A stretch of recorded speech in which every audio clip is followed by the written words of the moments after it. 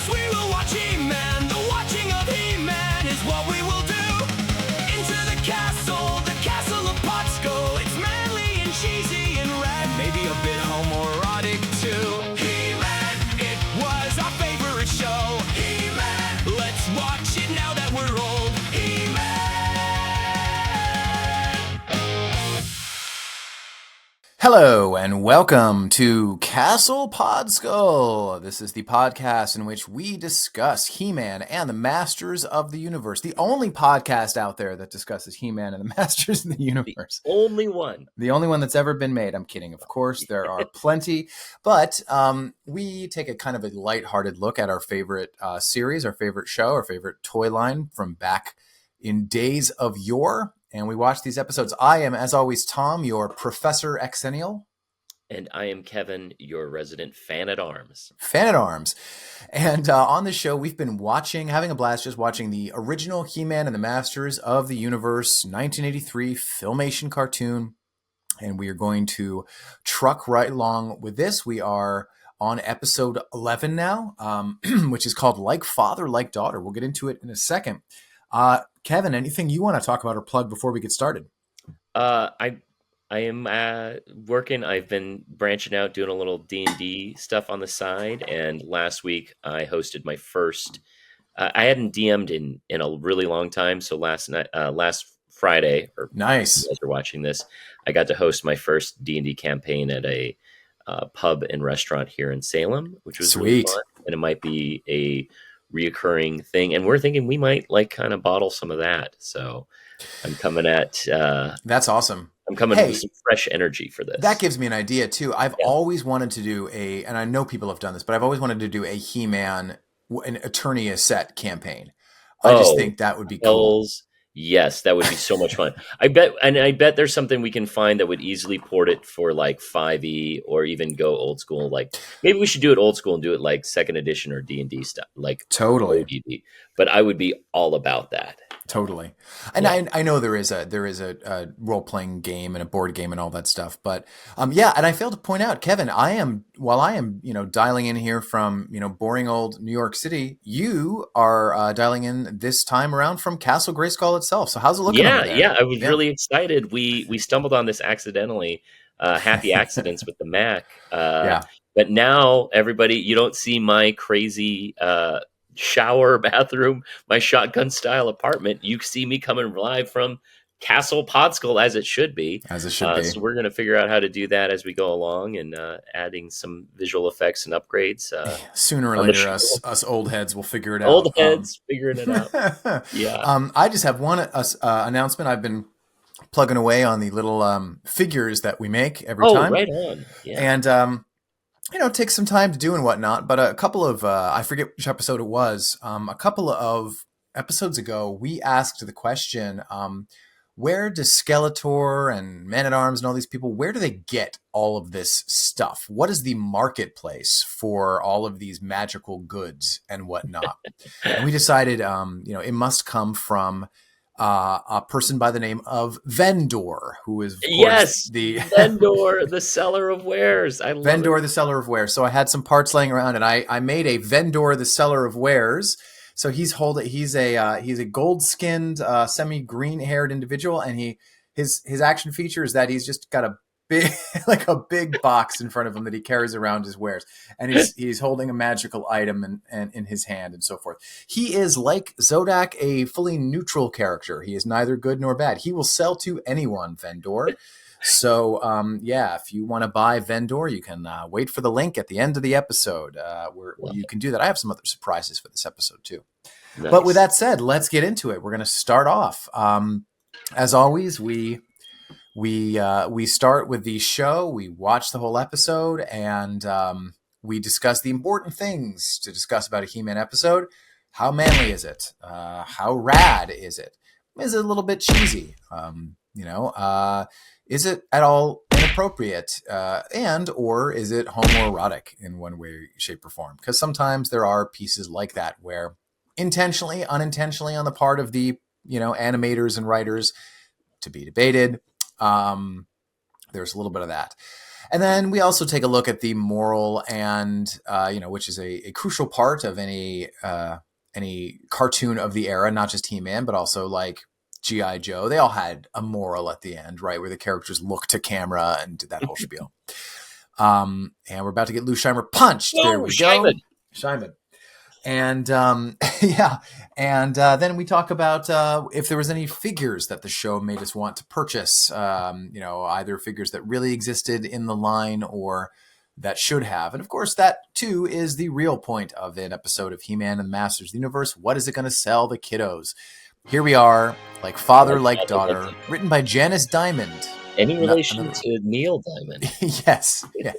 I love it when the writers, much like the heroes on the show, have a name that's like Vendor or some sort of like metal or rock. It just adds to the whole Eternia. Yeah. Yeah, we're opening up here on Snake Mountain, and we have our typical Snake Mountain creepy music, and we have Trapjaw and Skeletor leaning way too close to him, and he's just kind of like anxiously fiddling with this crystal. I like his crystal fidget spinner in this episode. They were really ahead of their time, 30 decades ahead of the time. Oh, yeah, of course. Yeah. A little bit of envy here from Trapjaw, and Skeletor coming off a little bit insecure in this scene. This time, we will crush him. But he does totally crush a ruby, which is pretty cool. Then we're at the palace. But also, dude, that's a diamond or a gem. Yeah. And you're just crushing it in this economy. I mean, eggs are only $15. Don't you know it's Liberation Day? It's Liberation Day. There'll be gems for all of us soon enough. And then we cut to Man-at-Arms kind of like surveying, it looks like, but he's actually just shooting Orko with a, I guess, magical technical rope that should hold him. It never does. Orko could break. Right, Father. I'm sure he could. I just like how every day seems to be like they're just demoing stuff for 4 people in this entire. It's E3 for 4. Yeah, exactly. Maybe that's like they all have jobs as like product testers in the meantime. Exactly. But it's this whole lasso that's one of the magical MacGuffins, or I guess technical MacGuffins of this lasso that's supposed to trap people. What I love about this is it doesn't work. Orko can get out of it.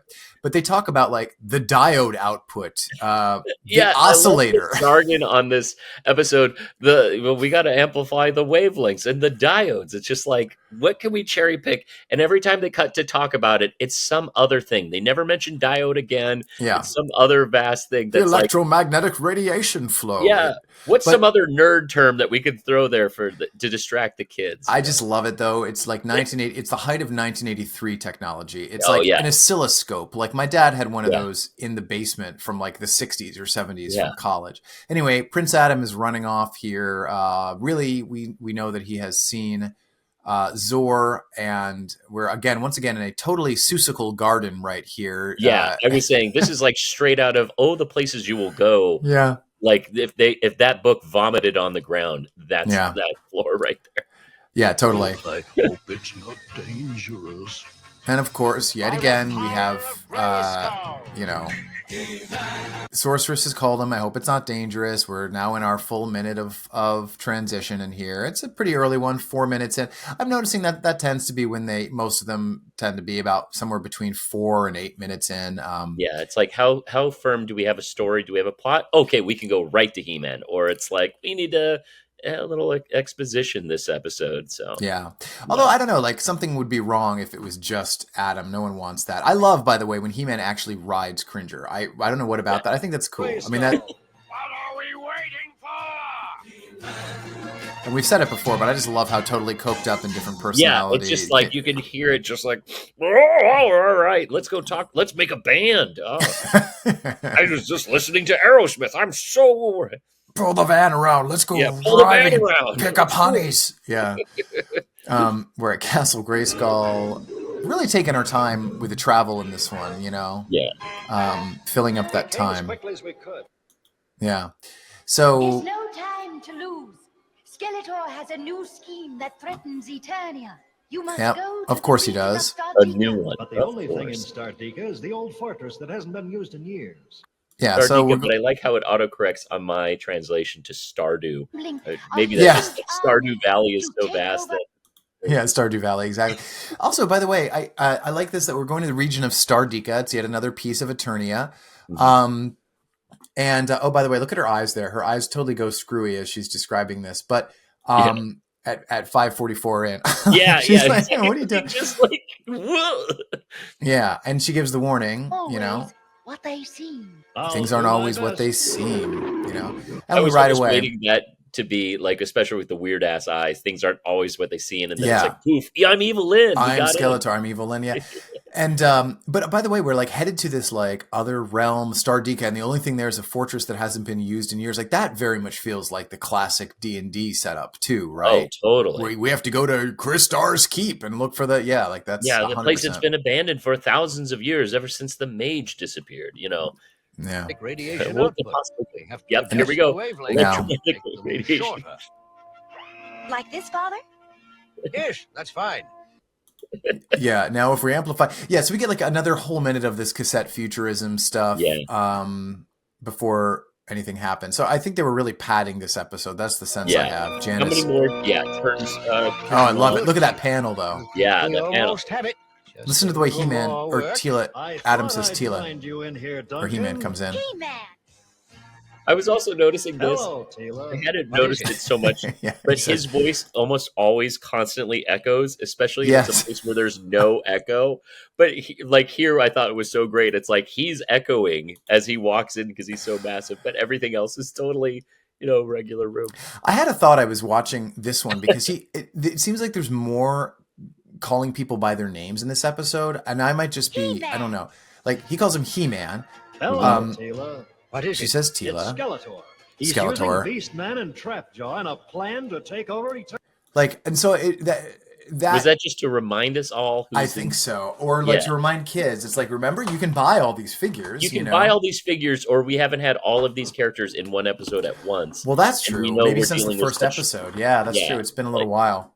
Yeah, that's what I was thinking. while. It's like the first time that we've had the Sorceress, Man-at-Arms, and Teela all right next to each other, and I was like, oh, the family's together, but That's true. This kind of weird angle of them leaving doesn't seem to track. It's like one of those MC Escher things, like they're going to be walking into the roof. Yeah. And now, of course, Skeletor is using his whatever we call Also, this thing. can we back up for just one frame? I love how Battle Cat is writing in this. It just looks like the most comical, like they couldn't quite animate him in, and he's just like perched on the sky. Oh, I didn't even notice. Yeah, I totally didn't notice that until we were just rewatching. I was like, what? Wait. Well, yeah, I mean, he has to. That is. I mean, he does not fit the toy. He totally doesn't. They're just kind of, he'll stay on. He's a cat. If he falls, he'll land on his feet. Yeah, exactly. Now, this is interesting. This is the factory that Trapjaw also, I guess, runs. I like that. I like that. He's training these guys with skills. Not just. But here's this. This doesn't make sense. So, Trapjaw is making these serpentoids. Which is Skeletor's new plan, an army of serpentoids, which are two-headed, crazy, robotic dragon Dino guys. robot, right? Yeah, And he can make them as fast as he needs them. And then Beastman is going to lead them to victory, right? But again, they're robots. They're constructs. They're not beasts. This is where our D&D nerddom is getting in the way. It's like, technically they're constructs. But no, it's not. But no, I don't think so. I mean, I think nothing in Beastman's name or nature would lead you to believe that he has anything to do with robots, right? I mean, that just doesn't make sense. Or is that power so great that he could just start shaping things out of clay, make it look like a snake, and then suddenly that would be like clay golems, but clay he didn't. golems. He didn't in any of the episodes involving clay, like stone-based monsters, which we've had like 2 or 3 by now. So anyway, I don't know. But I also love the machine, literally just a slab of solid steel, and then it's instantly it's like 3D printing these guys or something like that. Totally. Yeah. Fully formed circuitry in there. Ready It's like to Michelangelo, like it's a block of marble, and I know where the serpentoid I is. know where the serpentoid ends. And we have here Teela is just kind of like FaceTiming Orko, and that's kind of interesting. And then he comes now here. This was interesting. The relationship between them is kind of interesting. And for you, Teela, I would do. I love his roofy eyes right there. Yeah, is he trying to hypnotize her? Yeah, that's what I was like. But does he like Teela? Because Who this is doesn't? really I She's know. Teela. Well, who doesn't is Yeah. He-Man for one. Like, Oh, true. But yeah. that's maybe because his secret. But like this is so honestly, other than like Randor and Queen Marlena, I don't know, like no one else has shown any sort of like romantic inclination other than Orko. Like he also had the hots for cousin Edwina. So why is he like the horniest character? He's The thirstiest person on Eternia. He doesn't even have legs. Well, maybe that's maybe there's something underneath those robes. Yeah. Maybe he's more than just hands. He's more than just hands. And I like this here because she's trapped him in the rope, and it's like we make it seem like she's not going to get him out of there, which is kind of fucked because we already know it's radiation. I mean, I don't know. That's what I was like. Is he just slowly getting like lymphoma? And, which like I'm he's fine struggling because he's dying. He's just been bombarded with radioactive light. Rope. He says the things I do for you. Braids, got it. Yeah, and so now this is Stardika. Much less an army. They're around here somewhere, and we have to find them. I love the design of this place. This is cool. Blues and purple. This is a really cool looking.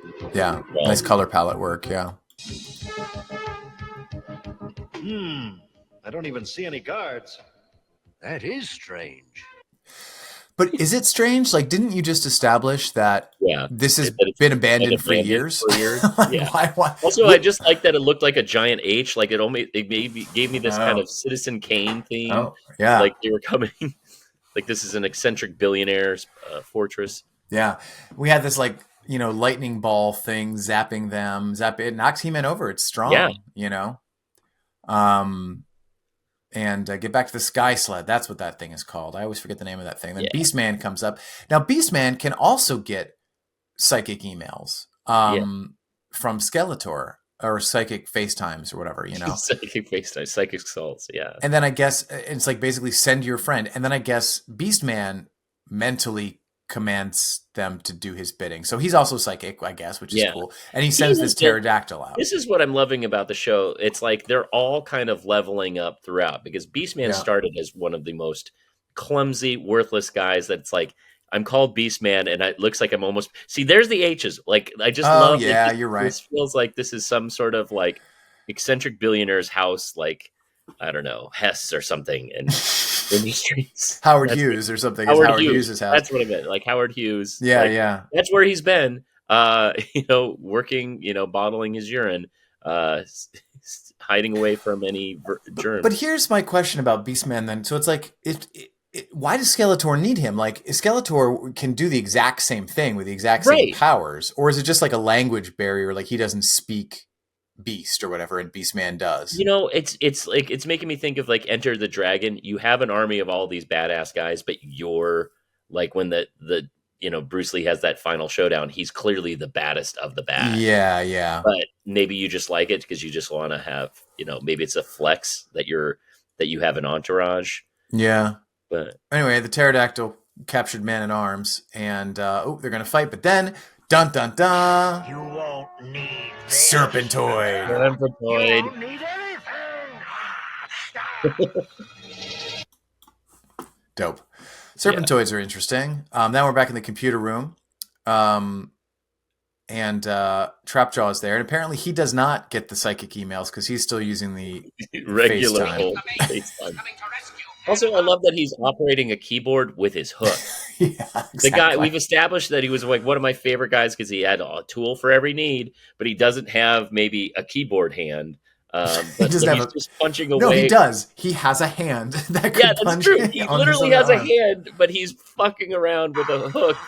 Not even like if he just had a spike, he could tap like me trying to make an email with my two fingers. But I also like this moment here. I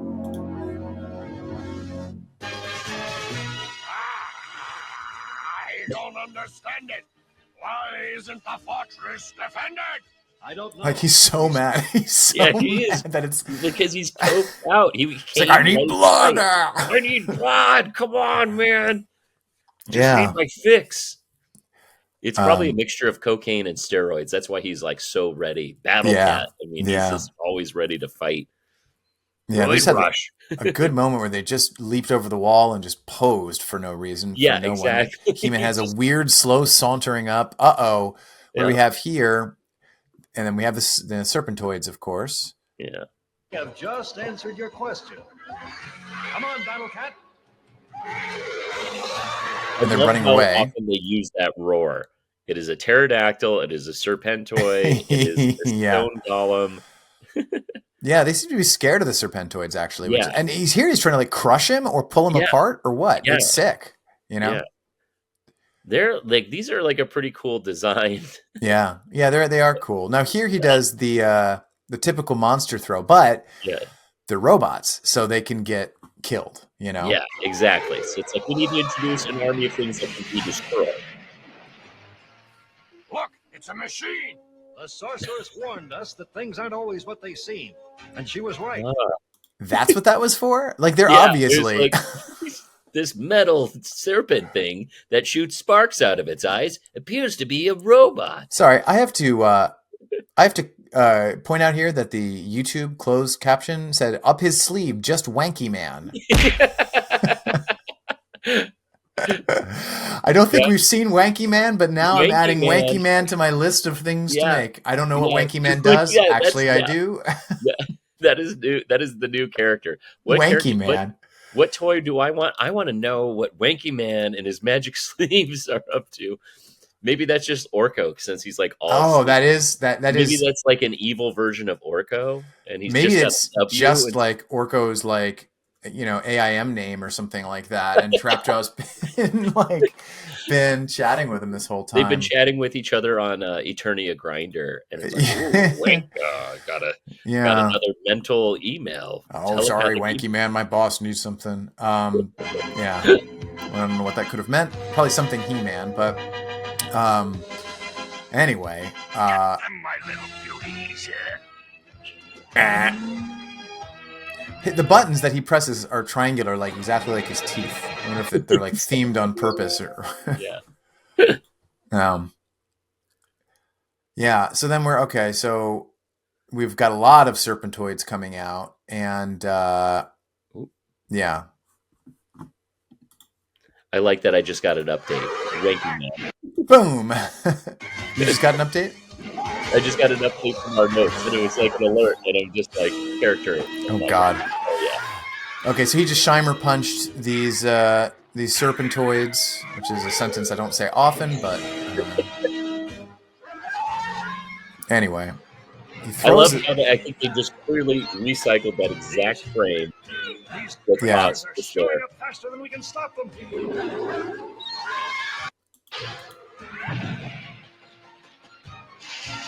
That's cool. And they glitter and everything. Glitter and gear explosion. This moment doesn't make sense. This reminds me of a game my mother taught me. It's called bowling. But then that's not how you play bowling. Technically, I think his mom taught him an old game called hurling. Yeah, hurling. Right. That's right. Like yeah.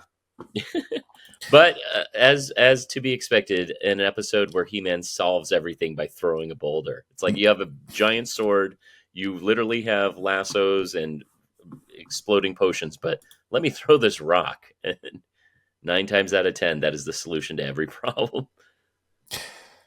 Yeah, the Serpentoid thing doesn't make. There's the classic butt shot. It doesn't make sense the way Trapjaw is mass producing them. Yeah. Hold on, we've got that. Finally, He-Man. There we go. Who can't stop us? I'm not through yet. He-Man! And now she's going to throw the laser lasso. Yeah. Which is Beastman's got it. And now we're getting back to Beastman episode 1 or 2 in about.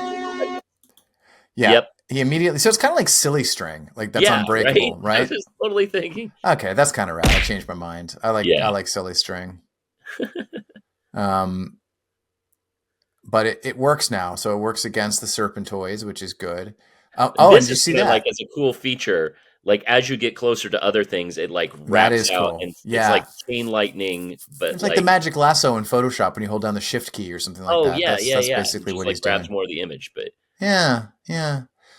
He mentions that they're mass producing the Serpentoids, which is, by the way, not something that Mattel did. Mattel did not make the Serpentoid toy, really, oh, which see, seems that like a was loss. yeah, that was like a fun little. Well, later But, on, they figured out that like, hey, we've been leaving money on the table, not making dinosaurs and not making robots. At the very end, they made both of those, and they even had like a whole like Transformer series of like little stupid rocks that turned into like creatures and so forth that didn't make oh much sense. yeah, I had one of those that Yeah. like turned out into a little dude. Yeah.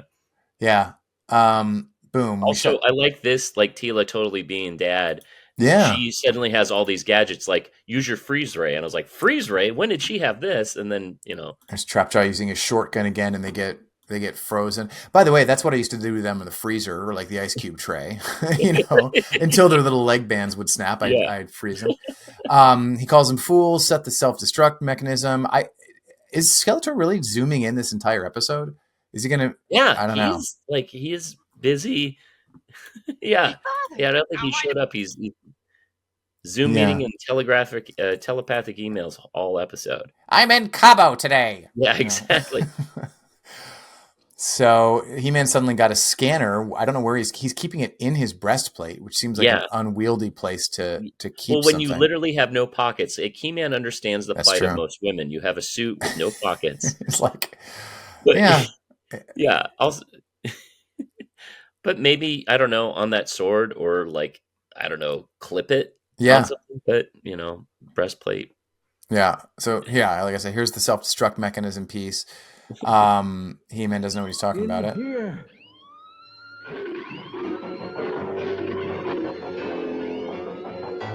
He's like chilling. Man at arms. I don't know. It's just, again, like a lot of, as they say, shoe leather in this one, where it's like the running between scene to scene. The destruction device. We just. Oh, look at that dreadful toaster that's gonna. Oh, whenever those women start to breathily sing He-Man, we know he's gonna throw something into outer space. Really far. Well done. Just a reminder. Yeah, he's the best. Yeah. One more matter to clear up. I better dismantle what's left of Skeletor's army. I don't know why he's telling us that, but yeah. But yeah, that's so. Thankfully, we don't see that scene because that's just a lot of like, tool work. We don't need it, right? The actual dismantling. Oh, and she threatens Orko at the end. Yep, that's good. Hey, what's going on? I'm sure you wouldn't be interested. Oh, don't be so sure. Teela, sometimes things aren't always what they seem. Whoa. Oh, and his chin goes all crazy. There we go. Wink the nudge. A little animation issue. And cut to space and star wipe. In today's story, I asked my father for permission to do something I wanted Here's to the do. moral. When he didn't give it to me, I did it anyway. I was lucky. Because Nothing I'm a happened woman. to me, but it could have. Now, maybe mothers and fathers aren't always right, but if they don't always let us do something we want to do, there's generally a pretty good reason. All in all, I think it's pretty nice to have someone who's always trying to do what's best for us and who loves us enough to say no when it would be much easier to say yes. She's so seductive in this episode. I don't know why she's trying to seduce me. Everybody was getting like a little like seductive eyes. Yeah, but I'm on board for it. Like I'm into her all of a sudden. Yeah. Yeah, it's like whoa. Now you understand. Orko was like fumbling over it when he was getting the Teela eyes in this episode. Yeah, it's funny like how individual writers are like, oh yeah, and Teela like she's really fucking hot, right? Like well, no, this is a toy. She's for kids. Yeah, but she's hot, right? I'm like, I mean, I know this was a woman who wrote in this, but episode, she's got to be super hot. He-Man, he's got to have thirst eyes in this episode, and it's like, okay, we'll put him in for just a second to appease the writer. So, and the name of this episode, okay, well, first of all, I think we can say that was the moral. It's like, mom and dads are usually right. Listen to them. Okay, why not? Yeah. I buy that. Adults know more about stuff than you do. Listen, I have a 17-year-old I'm dealing with that. So, yeah, good advice. Good advice. I think that's a pretty good moral. The power, sometimes a no, I like that, is like you could give in, but it's like the power of no is actually pretty good. So But how is it like father, like daughter? Like, Yeah. in what way does this live up to the title? You know? I mean, they're both tinkering away on tools, but that is such a like a small, like they're in dad's wood shop, but it's like, well, I mean, she's using the wrist, cool ass, wrist gun, but doesn't really seem to be pulling out a ton of different utility belt items, and also what Yeah. kind of showing up. So it feels like a little weird, like they have, they're doing some father daughter time, but I feel like their time together is about as much time as the usual moral wrap up, right? Yeah, yeah. Maybe it's like because the only thing I can think of for the episode is like she kind of went off on her own and like she Mhm. didn't like she disobeyed orders to like and ended up saving them, which she's done before. Yeah, But Man at Arms is not like that. Like Man at Arms seems like very exactly. It's by the kind of book.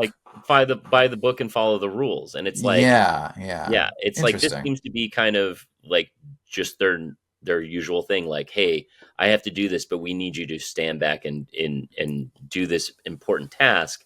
And inevitably, you're the one that says, "Well, I'm not going to do this task because I'm going to go save the day." Hmm. Which is like kind of her mo. But, Well, what did you think was manly about this episode?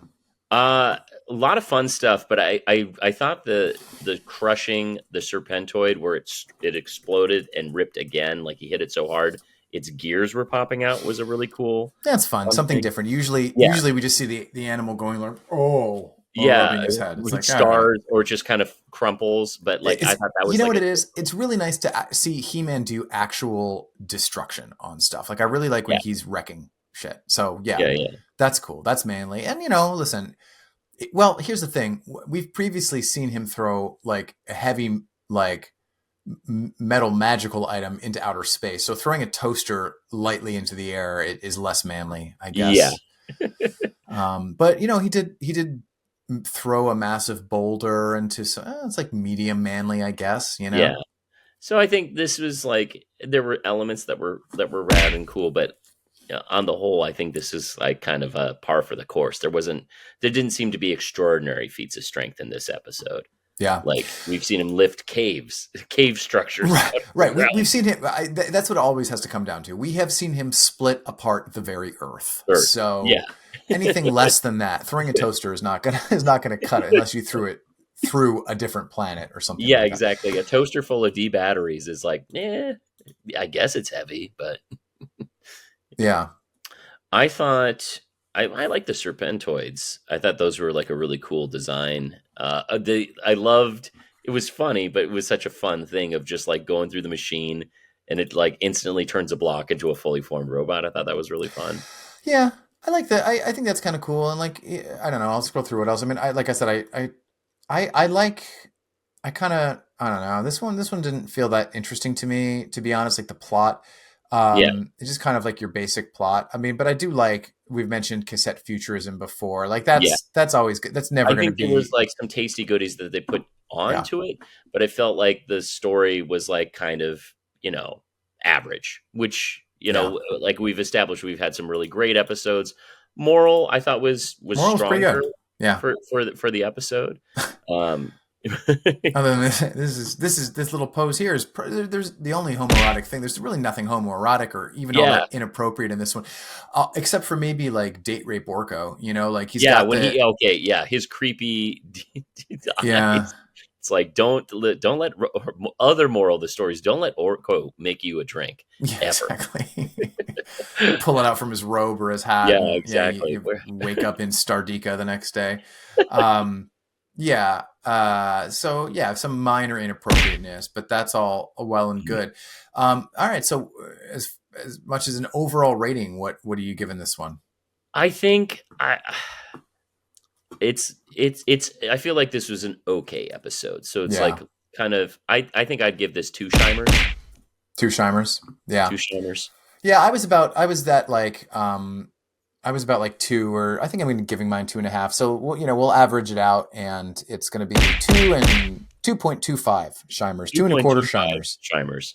2 And Shimers and are we saying out of 4, 5? out of 5, out of 5, Out of 5. Yeah, I'd say that's fair for this. Like this is yeah. okay. Yeah, it's okay.